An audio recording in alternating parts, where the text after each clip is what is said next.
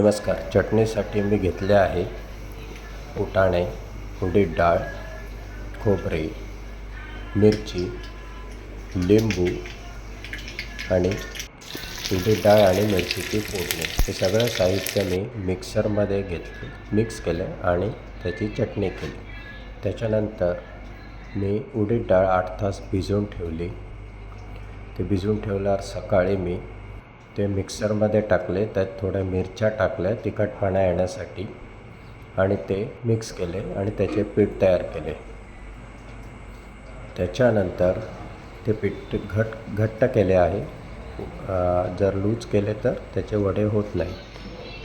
तर मी हळूहळू एक एक जसं मी व्हिडिओ दाखवले आहे तसे मी त्याचे मेदू वडे बनवले. हे वडे खूप टेस्टी झाले आहेत. मी पण बऱ्याच वेळेला केलेले आहे.